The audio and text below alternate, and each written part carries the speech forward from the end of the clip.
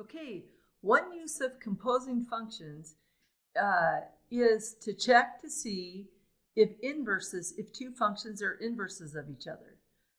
So here's the rule. If you do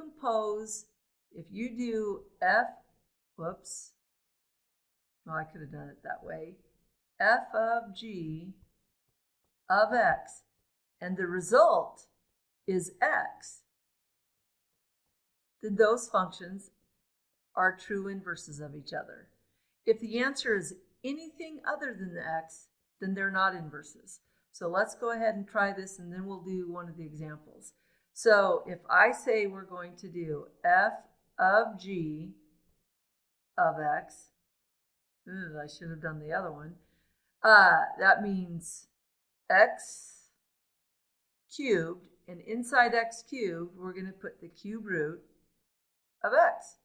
Well, the cube root, when you cube something that's rooted, those go away, and what you have left is x. So those are inverses by using composition of functions. Okay, let me get all of this erased and get this out of the way. So let's try this function right here.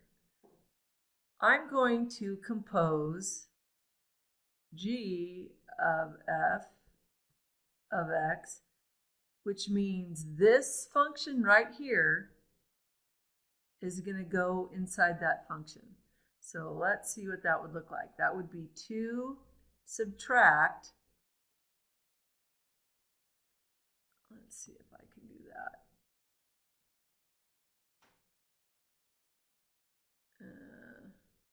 There we go. 2 subtract x cubed. But inside here is going to go the f function. So the f function is a cube root of negative x plus 2.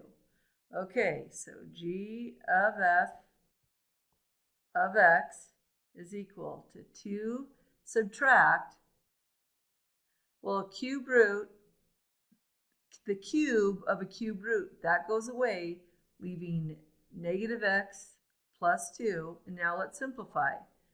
2 subtract 2 is 0, so those go away. And subtract a negative is the same as a positive. So g of x is equal to x. That means these two functions are inverses. Ta-da!